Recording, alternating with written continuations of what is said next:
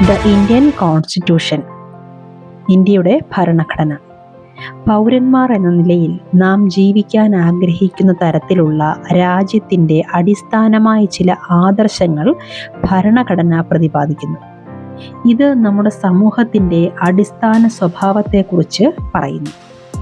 ഒരു രാജ്യത്തെ എല്ലാ വ്യക്തികൾക്കും രാജ്യം ഭരിക്കപ്പെടണമെന്ന് അവർ ആഗ്രഹിക്കുന്ന രീതിയുടെ അടിസ്ഥാനമായി അംഗീകരിക്കാൻ കഴിയുന്ന ഒരു കൂട്ടം നിയമങ്ങളുടെയും തത്വങ്ങളുടെയും ഒരു കൂട്ടമായി പ്രവർത്തിക്കാൻ ഭരണഘടന സഹായിക്കുന്നു. അതായത് ഒരു രാജ്യം സുഗമമായി പ്രവർത്തിക്കാൻ സഹായിക്കുന്ന നിയമങ്ങളുടെ സംഹിതയാണ് ഭരണഘടനയെന്ന് നമുക്കതിനെ വ്യാഖ്യാനിക്കാം. ഏത് തരത്തിലുള്ള ഗവൺമെൻറ്റാണ് രാജ്യത്ത് ഉള്ളത് എന്നും അതിൻ്റെ ആദർശങ്ങളും പ്രവർത്തന രീതിയുമെല്ലാം ഭരണഘടന പറയുകയും ചെയ്യുന്നു. നേപ്പാളിൽ രാജവാഴ്ചയായിരുന്നപ്പോൾ അവിടെ അധികാരം രാജാവിനായിരുന്നു. പിന്നീട് അത് ഒരു ജനാധിപത്യ രാജ്യമായി മാറിയതിനു ശേഷം ഒരു പുതിയ ഭരണഘടന എഴുതുവാനുള്ള പ്രക്രിയ ആരംഭിച്ചു. ജനാധിപത്യത്തിൽ നേതാക്കൾ തങ്ങളുടെ അധികാരം ജനങ്ങൾക്ക് വേണ്ടി ഉത്തരവാദിത്വത്തോടെ വിനിയോഗിക്കുന്നു. അത് രാജ്യത്തിൻ്റെ രാഷ്ട്രീയ വ്യവസ്ഥയെ നിർവചിക്കുന്നു. ജനാധിപത്യ സമൂഹങ്ങളിൽ നമ്മുടെ രാഷ്ട്രീയ നേതാക്കളുടെ അധികാര ദുർവിനിയോഗത്തിൽ നിന്ന് സംരക്ഷണം നൽകുന്ന നിയമങ്ങൾ ഭരണഘടന വിഭാവനം ചെയ്യുന്നു.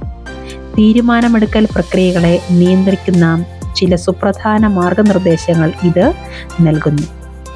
വ്യക്തികൾ, ഗ്രൂപ്പുകൾ, സംഘടനകൾ മുതലായവയ്ക്കെതിരെ ഏതെങ്കിലും ആധിപത്യ ഗ്രൂപ്പുകൾ തങ്ങളുടെ അധികാരം ഉപയോഗിക്കുന്നില്ലെന്ന് ഉറപ്പാക്കാൻ ജനാധിപത്യത്തിൽ ഭരണഘടന ഒരു പ്രധാന ധർമ്മം നിർവഹിക്കുന്നു.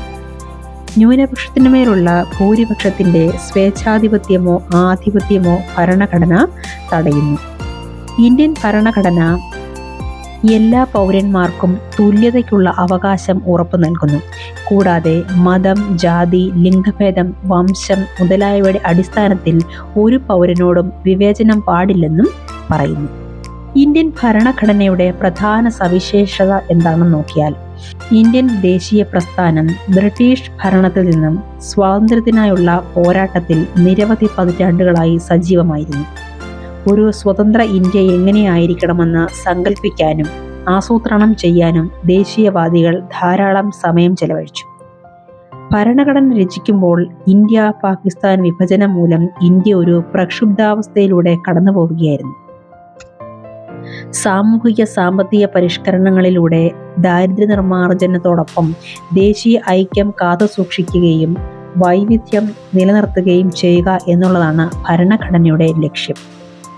ഇന്ത്യൻ ഭരണഘടനയുടെ പ്രധാന സവിശേഷതകൾ എന്തൊക്കെയാണെന്ന് നോക്കിയാൽ, 1. ഫെഡറലിസം. രാജ്യത്ത് ഒന്നിലധികം തലത്തിലുള്ള സർക്കാരുകളുടെ നിലനിൽപ്പിനെ ഇത് സൂചിപ്പിക്കുന്നു.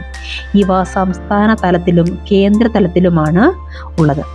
ഈ ഓരോ തലത്തിലുള്ള ഗവൺമെൻറ്റിനെയും ഉണ്ടാക്കിയ നിയമവും നയങ്ങളുമാണ് പൗരന്മാരെ നിയന്ത്രിക്കുന്നത്. 2. സർക്കാരിൻ്റെ പാർലമെൻ്ററി രൂപം. ഇന്ത്യൻ ഭരണഘടന എല്ലാ പൗരന്മാർക്കും സാർവത്രിക പ്രായപൂർത്തി വോട്ടവകാശം ഉറപ്പു നൽകുന്നു.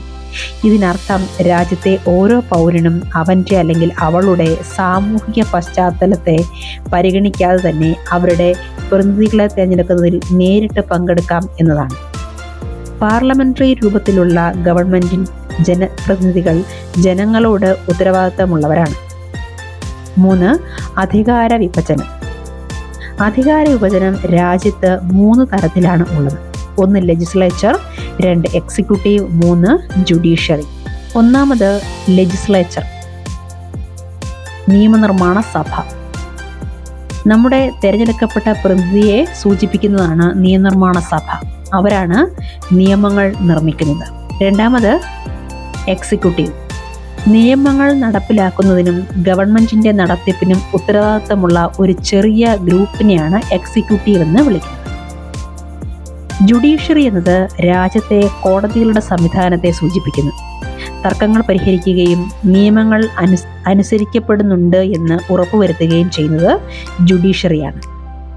ഈ സംവിധാനങ്ങൾ 3 ഓരോന്നിൻ്റെയും പരിശോധനയ്ക്കായി പ്രവർത്തിക്കുന്നു. അതുവഴി ഇവ 3 തമ്മിലുള്ള അധികാരം തുല്യമായി നിലനിൽക്കുകയും ചെയ്യുന്നു. അടുത്തത് ഫണ്ടമെൻ്റൽ റൈറ്റ്സ്. മൗലിക അവകാശങ്ങൾ. ഇന്ത്യൻ ഭരണഘടനയുടെ മനസാക്ഷി എന്നാണ് മൗലിക അവകാശങ്ങളെ വിശേഷിപ്പിക്കുന്നത്. ഭരണകൂടത്തിന്റെ ഏകപക്ഷീയവും സമ്പൂർണവുമായ അധികാര പ്രയോഗത്തിൽ നിന്നും മൗലിക അവകാശങ്ങൾ പൗരനെ സംരക്ഷിക്കുന്നു. ഭരണകൂടത്തിൽ നിന്നും മറ്റു വ്യക്തികളിൽ നിന്നും വ്യക്തികളുടെ അവകാശങ്ങൾ ഉറപ്പു നൽകി ഭരണഘടന വ്യക്തികളെ സംരക്ഷിക്കുന്നു. 6 തരത്തിലുള്ള ഫണ്ടമെന്റൽ റൈറ്റ്സ് അഥവാ മൗലിക അവകാശങ്ങളാണ് ഉള്ളത്. ഒന്നാമത് റൈറ്റ് ടു ഇക്വാളിറ്റി, സമത്വത്തിനുള്ള അവകാശം. എല്ലാ വ്യക്തികളും നിയമത്തിന് മുൻപിൽ തുല്യരാണ്. മതം, ജാതി, തൊഴിൽ, ലിംഗം എന്നിവയുടെ അടിസ്ഥാനത്തിൽ ആർക്കെതിരെയും വിവേചനം കാണിക്കാൻ സാധിക്കില്ല. കളിസ്ഥലങ്ങൾ, ഹോട്ടലുകൾ, കടകൾ തുടങ്ങിയ എല്ലാ പൊതുസ്ഥലങ്ങളിലേക്കും ഓരോ വ്യക്തിക്കും പ്രവേശനമുണ്ട്. യാതൊരു പൗരനെയും ഇതിൽ നിന്ന് വിലക്കാൻ പാടുള്ളതല്ല. 2. റൈറ്റ് ടു ഫ്രീഡം, സ്വാതന്ത്ര്യത്തിനുള്ള അവകാശം. അഭിപ്രായത്തിനും ആവിഷ്കാരത്തിനും അസോസിയേഷനുകൾ രൂപീകരിക്കാനും സ്വതന്ത്രമായി സഞ്ചരിക്കാനും രാജ്യത്തിൻ്റെ ഏത് ഭാഗത്തും താമസിക്കാനും ഏത് തൊഴിലും ചെയ്യുന്നതിനുമുള്ള അവകാശമാണ് റൈറ്റ് ടു ഫ്രീഡം എന്നുള്ളത്. അടുത്തത് റൈറ്റ് അഗെയിൻസ്റ്റ് എക്സ്പ്ലോയിറ്റേഷൻ, ചൂഷണത്തിനെതിരെയുള്ള അവകാശം. മനുഷ്യക്കടത്ത്, നിർബന്ധിത തൊഴിൽ, കൂടാതെ 14 വയസ്സിന് താഴെയുള്ള കുട്ടികളെ തൊഴിലെടുപ്പിക്കുന്നത് തുടങ്ങിയ ചൂഷണങ്ങൾക്കെതിരെയുള്ള അവകാശമാണ് ഭരണഘടന ഇതിലൂടെ ഉറപ്പു നൽകുന്നത്. അടുത്തത് right to freedom of religion, മതസ്വാതന്ത്ര്യത്തിനുള്ള അവകാശം. മതസ്വാതന്ത്ര്യം എല്ലാ പൗരന്മാർക്കുമുണ്ട്. തങ്ങൾ തിരഞ്ഞെടുത്ത മതം പരിശീലിക്കാനും പ്രചരിപ്പിക്കുന്നതിനും ഓരോ പൗരനും അവകാശമുണ്ട്. കൾച്ചറൽ ആൻഡ് എഡ്യൂക്കേഷണൽ റൈറ്റ്സ്, സാംസ്കാരികവും വിദ്യാഭ്യാസപരവുമായ അവകാശം. ന്യൂനപക്ഷങ്ങൾക്ക് സ്വന്തം വിദ്യാഭ്യാസ സ്ഥാപനങ്ങൾ സ്ഥാപിക്കുന്നതിനും സംരക്ഷിക്കുന്നതിനും മതപരമോ ഭാഷാപരമോ ആയ സ്വന്തം സംസ്കാരം വികസിപ്പിക്കുന്നതിനും പൗരന്മാർക്ക് ഭരണഘടന അവകാശം നൽകുന്നു. റൈറ്റ് ടു കോൺസ്റ്റിറ്റ്യൂഷണൽ റെമഡീസ്, ഭരണഘടനാപരമായ പരിഹാരങ്ങൾക്കുള്ള അവകാശം. രാജ്യം ഏതെങ്കിലും വ്യക്തികളുടെ മൗലിക അവകാശങ്ങളെ ചോദ്യം ചെയ്താൽ അവർക്ക് കോടതിയെ സമീപിക്കാൻ അവകാശമുണ്ട്. ഇതിനെയാണ് റൈറ്റ് ടു കോൺസ്റ്റിറ്റ്യൂഷണൽ റെമഡീസ് എന്നുള്ളത് പറയുന്നത്. മൗലികാവകാശങ്ങൾക്ക് പുറമെ രാജ്യനയത്തിൻ്റെ നിർദ്ദേശക തത്വങ്ങൾ എന്നൊരു വിഭാഗം ഭരണഘടനയിൽ ഉണ്ട്. DPSP, directive principles of state policy. ഇത് കൂടുതൽ സാമൂഹികവും സാമ്പത്തികവുമായ പരിഷ്കാരങ്ങൾ ഉറപ്പാക്കുകയും ജനസാമാന്യത്തിൻ്റെ ദാരിദ്ര്യം കുറയ്ക്കാൻ സഹായിക്കുന്ന നിയമങ്ങളും നയങ്ങളും സ്ഥാപിക്കുന്നതിന് സ്വതന്ത്ര ഇന്ത്യൻ ഭരണകൂടത്തിന് ഒരു വഴികാട്ടിയായി പ്രവർത്തിക്കുകയും ചെയ്യും. സെക്യുലാറിസം, മതേതരത്വം. ഏതെങ്കിലും ഒരു മതത്തെ ഭരണകൂടം ഔദ്യോഗികമായി രാജ്യത്തിൻ്റെ മതമായി ഉയർത്തിക്കാട്ടാത്തതാണ് മതേതര രാഷ്ട്രം. നമ്മളെ ഭരിക്കാൻ നാം തിരഞ്ഞെടുക്കുന്ന പ്രതിനിധികൾ ഉൾപ്പെടെ രാജ്യത്തെ എല്ലാ പൗരന്മാരും പാലിക്കാനുള്ള ആദർശങ്ങൾ രൂപപ്പെടുത്തുന്നതിൽ ഭരണഘടന നിർണായക പങ്ക് വഹിക്കുന്നു.